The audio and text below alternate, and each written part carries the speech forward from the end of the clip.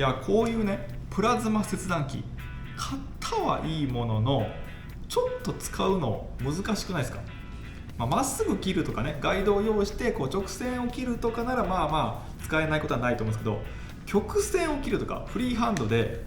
丸を切るとかってかなり難しいと思うんですよ。でジグとかをね用意しないといけないし、もうそのジグってどうやって用意するねんとかにもなってくるから、結構使い道が限られてくるかなと思うんですけど、今回はですねそんなプラズマ切断機を CNC 化してやろうかなと思います。というわけで用意するもの、プラズマ切断機です。正直これは何でもいいですね。自分が切りたい板厚に合わせて買えばいいかなと思います。高いやつから安いやつまでいろいろあるので、お好きなやつを選んでください。ただ、パイロットアークが出るやつの方がおすすめです。接触しなくてもね、切れるんで、その方がいいかなと思います。アルミフレームです。鉄板の定着がだいたい 900×1800 とかだと思うんで、それの半分が切れるような 1000×1000 ぐらいのサイズにしようと思ったんで、それぐらいのアルミフレームを用意しました。ステッピングモーターとドライバーですね。結構大きめのネマ23っていう規格のやつです。こっちは、DM556 っていうモータードライバー、これセットで使います。そして電源と CNC コントローラーですね。これらはもう全部セットで売ってるんで、モーターとかと一緒に、それをね購入するのが楽かなと思います。あと細かい部品としては、動力を伝えるためのタイミングベルトとかプーリーとか、その辺も必要ですね。非常停スイッチとリミットスイッチ、あと特別に用意したものといえばこちらのブラケット類ですね。これらはもうどうしようもないというか売ってないかなと思ったんで、フュージョン360で設計して、ミスのメビーというサービスで作ってもらいました。めっちゃ安いですね。でCNC コンピューターニューメリカルコントロールだったかなの概要についてざっくり説明しますと、いわゆるコンピューターで数値を制御して機械を動かすよというものになっております。今まではこう手に持ってこういう動きをやってたと思うんですけど、これを完全に数値で X に 10mm、Y に 20mm みたいなことを全部ね、数値をコンピューターでやることによってより正確に材料だったりを切ることができると。CNC フライスとかもそうなんですけど、それのプラズマ切断機バージョンを今回作ると。CNC フライスよりモーターとかの制御がない分簡単なんじゃないかなと僕は思ってるんですが、そもそもステッピングモーターを回すのも初めてぐらいの素人なんで、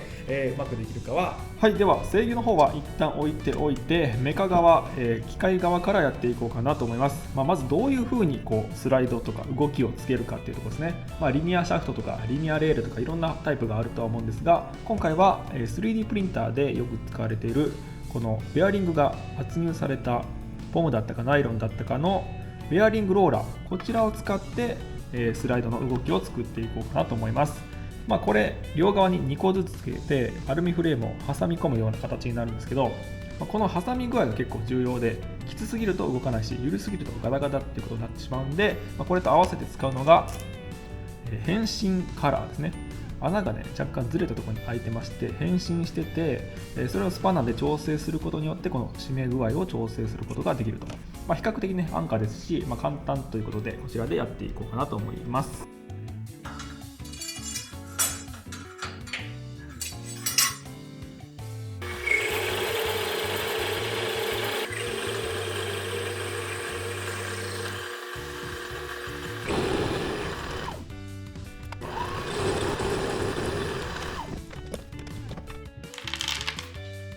カラーの方もねできましたので順番に組み立てていきます。形の違う2枚のプレート、これで1セット片方の軸になります。で見ていただけると分かるんですが、こっちの穴とこっちの穴で穴の大きさが違いますよね。これなんでかっていうと、さっきの変身カラーをつけるためですね。こっちにつけるとこう変身しますよね。これで、ローラーベアリングの位置を微調整すると。でこれが全部で、ローラーベアリングは片軸で4つなんですけど、2個が固定、もう2個が可動になっていますので、それで調整すると。で組んでいきます。まずは普通の方からボルト通して、長い方のカラー、ローラーベアリングですね。通してもう一回、長いカラー、そしてプレートでサンドイッチしてナットで締める。はい。でこれを同じのをもう1セット作るんですが、じゃあ次可動側いきましょうか。可動側の場合は、ボルトを通して、次にもうこの調整カラーですね、変身ナット、変身カラー、もう何言ってるか分かんない変身カラーを作ります。でそれがこの穴にちょうど入るようになってるんで、ちょっとはい、ここにね段差がちょうど入るようになってるんですね。はい、これで、ボルトを通して、ちっちゃい方の、カラー、短い方のカラー入れて、もう一回ローラーで普通の長さのカラー、これを通して、ボルトネジナットを締めると。はい、はい、こっちが固定側、こっちが調整側になっています。この変身カラー、六角になっている変身カラーを使ってこのローラーベアリングの位置をこう微調整すると。調整っていっても本当に変身量1ミリとかしかないんで、その範囲に収まるように設計しないといけないと。でこれをねもう1セットずつ作ると、シュルシュル動くようになると。はい、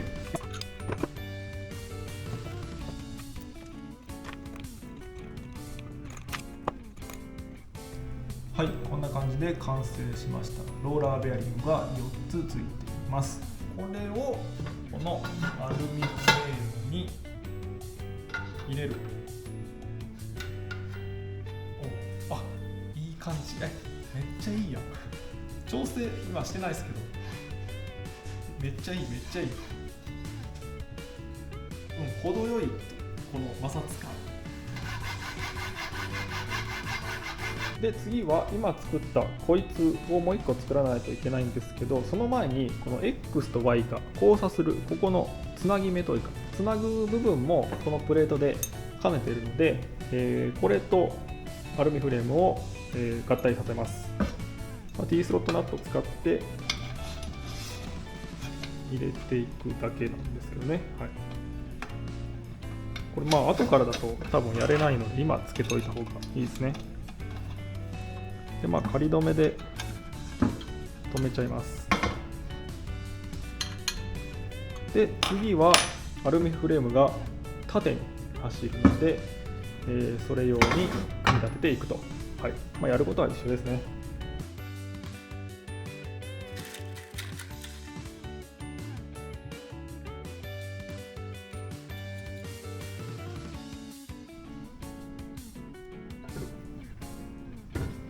よし、はい、こことここにステッピングモーターを取り付けていきます。でここの上下のプレートなんですけど、さっきと逆に取り付けました。これなんでかっていうと、どっちでもね取り付くように設計はしたんですが、こっちにつけた方が、ここ今隙間あるんであれなんですけど、これ隙間なくピタッとひっつけると、このアルミフレーム全体をこのステッピングモーターのヒートシンクにねできることが分かったんで、あえてこっち側につけることにしました。結構ねステッピングモーターって発熱するらしいんで、これは絶対こっちの方がいいかなと思います。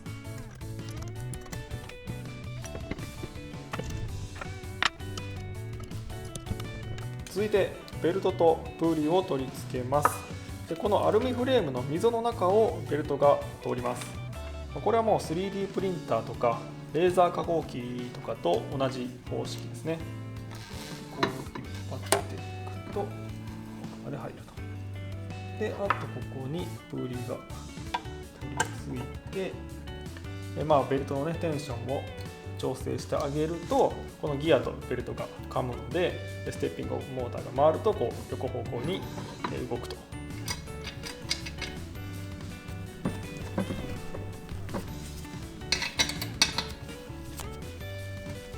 はい、では僕が最も苦手とする電気関係やっていきます。で今回は、制御盤、分電盤みたいなのも用意しようと思ってまして、こういった電源とかモータードライバーなんかをきれいに収納できるような箱も用意しました。で完全にこれ余談なんですけど、電気がねあまりにも苦手すぎるってことで、ちょっと個人的に電気工事士の資格を取ろうかなと思ってまして、第2種の方ですね、今、少しずつなんですけど、勉強中ですと。はい、で、何からやっていこう。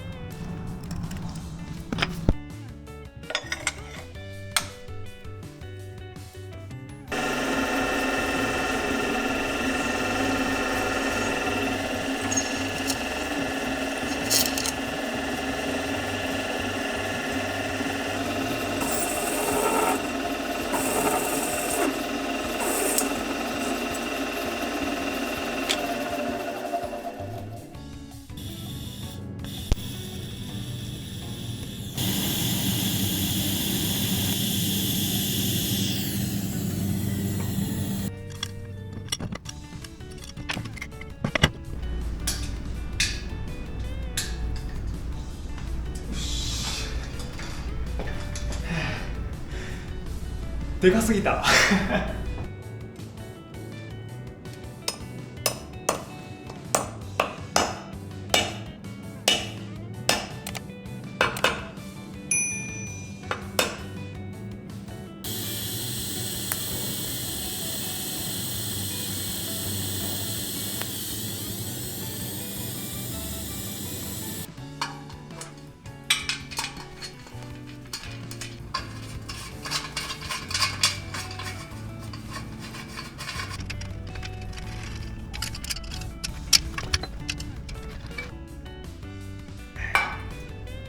さてここまでできたら、この機械の最小と最大のストロークが視覚的に認識できますので、制御盤からの位置を考えて、この、ステッピングモーターの配線の取り回しとか、非常停止スイッチの配線とかをやって、もう完成と、なります。動画多分長くなってるんで、ここからね一気にいきます。というわけで、やっと配線が終わりました。めっちゃ大変でした。丸1日ぐらいかかりましたね。で、非常停止スイッチとかリミットスイッチが XY にそれぞれ2個ずつついているという状態です。で XY の原点ここになってて、一応ホームポジションもここなんで、この2個のリミットスイッチは、ホームポジションの位置出しも兼ねているという感じです。ではもうね PC とも接続されてますんで、電源を入れていきましょう。おお、びっくりした。リューンって言うんですね、やっぱステッピングモーターがこ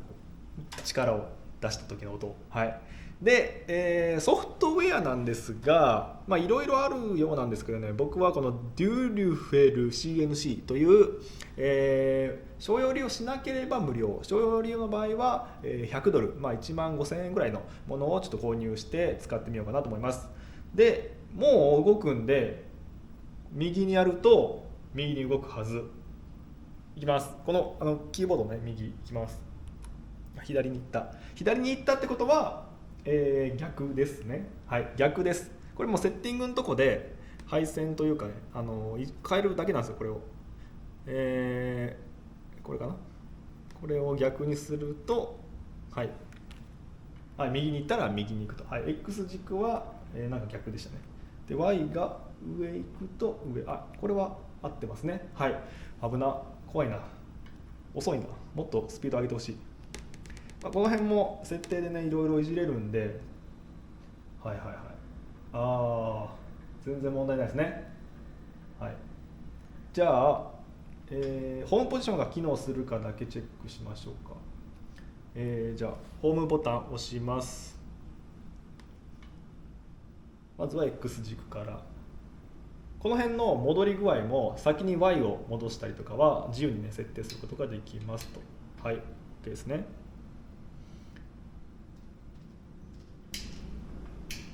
はい、ここを0にすると。XY を0にしてあげれば、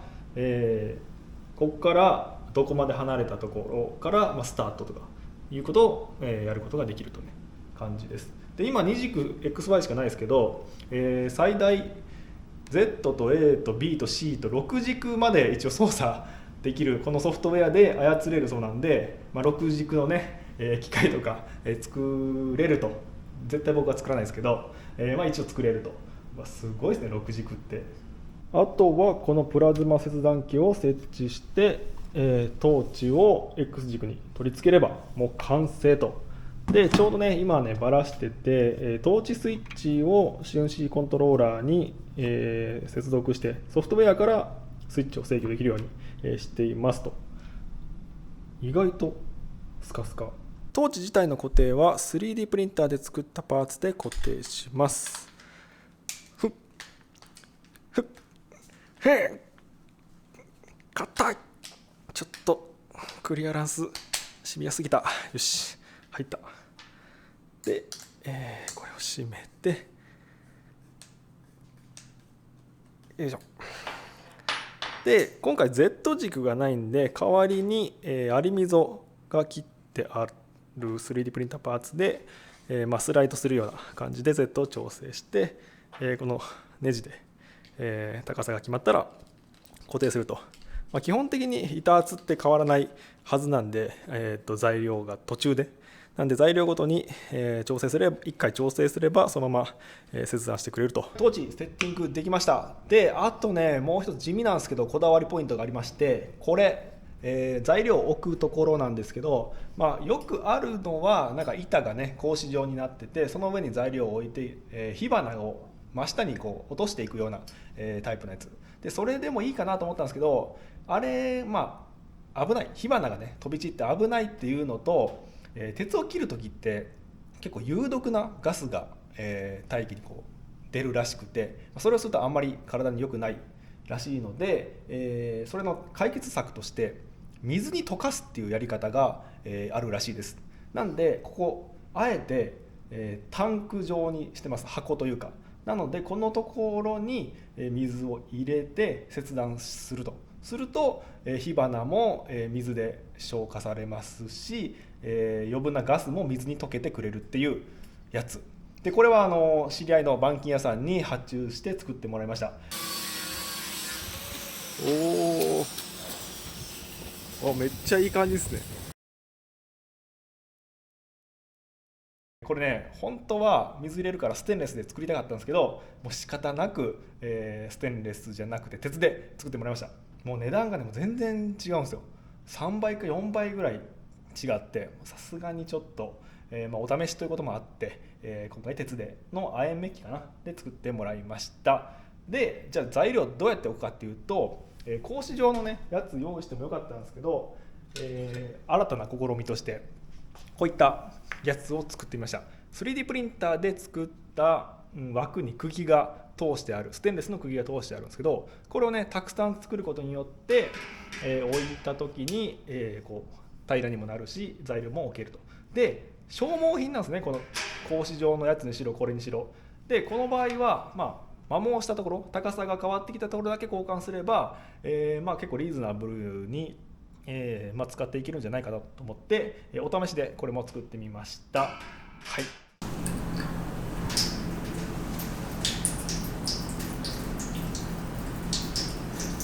では全ての準備が整いましたので試し切りいってみたいと思います。いきます。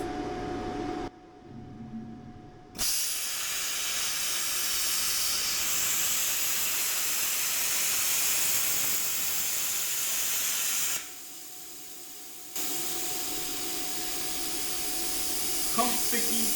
ではない一応動いて丸にはなってるけどちょっと早すぎたかな。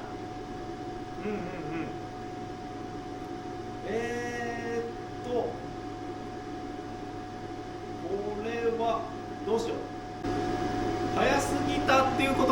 るし、電流が低かったっていうことも言えるかな。試し切りだったんで一番パワーを抑えてたら切れなかったんで、もう次最大にしていってみたいと思います。いきます。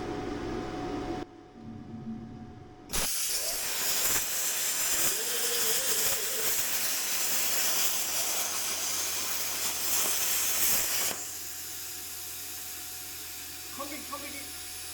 切れてる切れてるよ。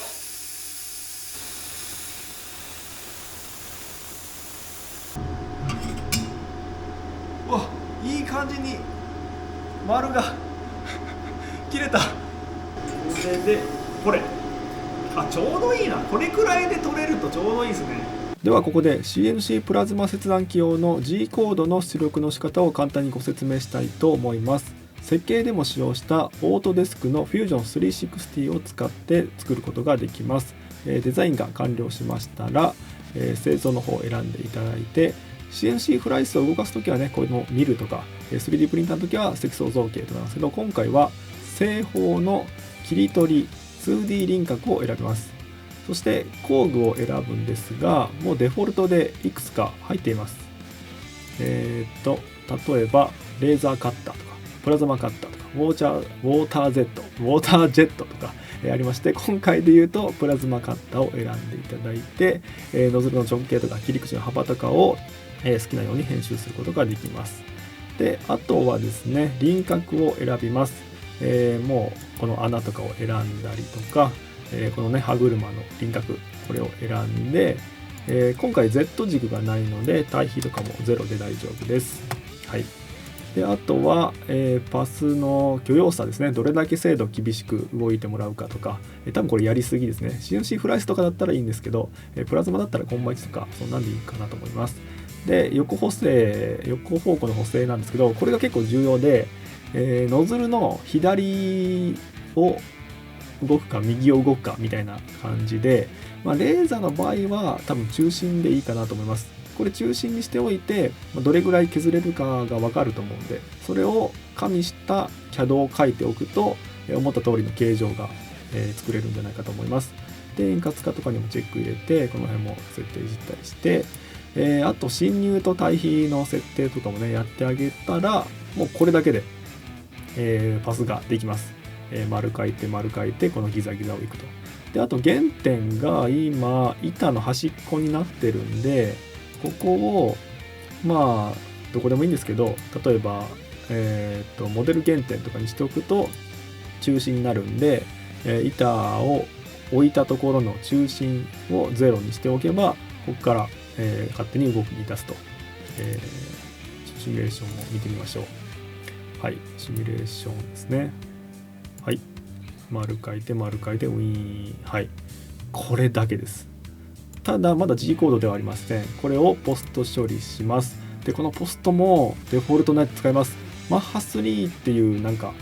そういうソフトがあるんですけど、それのプラズマがそのまま使えました。で、一部、M5 を入れてほしいところがありまして、ジョブが変わるごとにね、ポストを入れてほしかったんですね。ポストというか M5 かを入れてほしくて、その、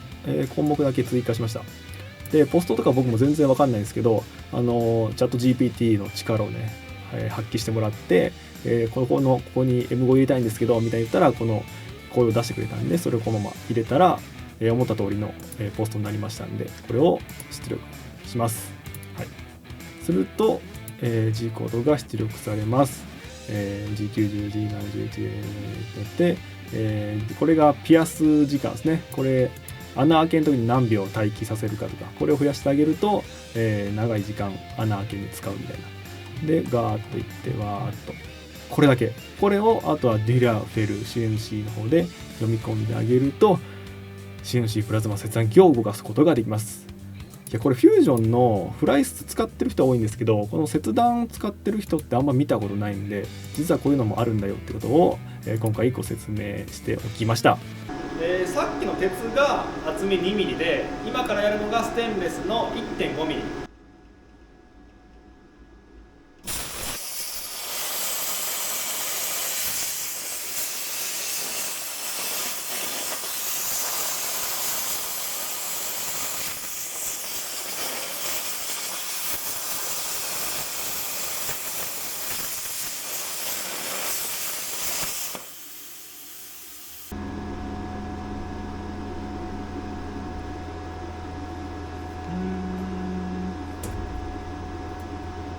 意外と普通にいけてます。練習でねちょっとやった時すごい歪んだんですけど、意外といけました。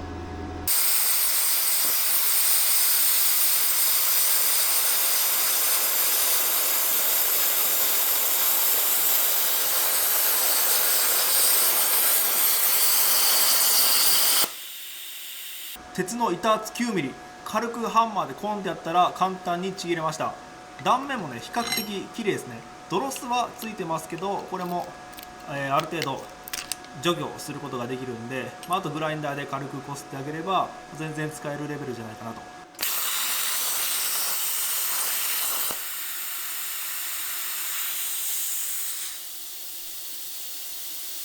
軽い1mm。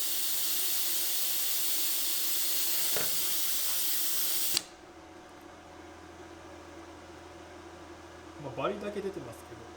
めちゃくちゃ綺麗。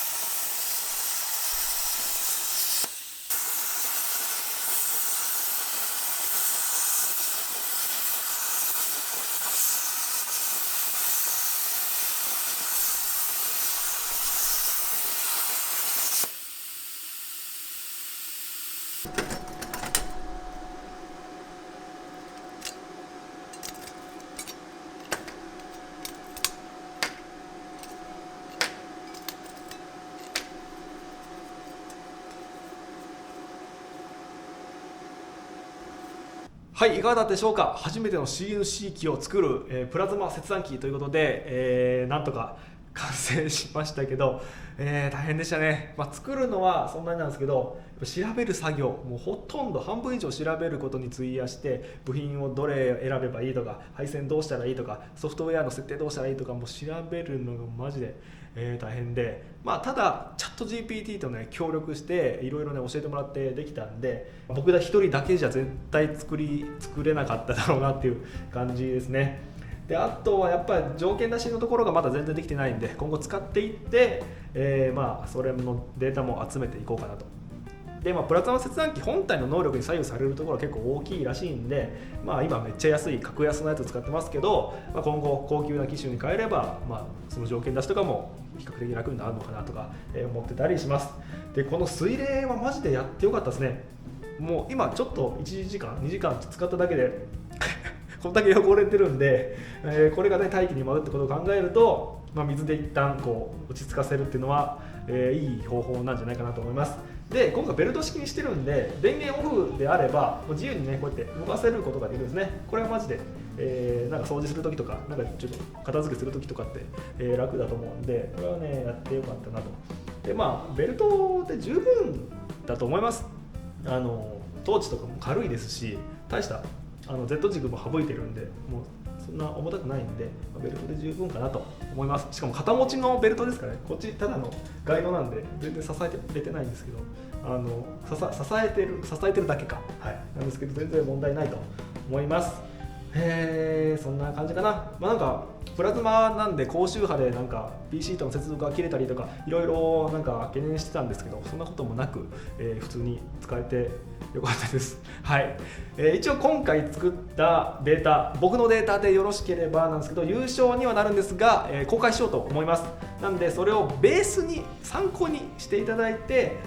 ちょっと自分なりに、アップデートなり改造なりしていただいて、皆さんも作っていただけたらなと思います。ハードル地味に高いですね。100V だとまず話にならないので 200V を用意することと、あとエアーがいることと場所がいるとこのサイズにしなければ家でも置けなくはないかもしれないですけど、家危ないですしね、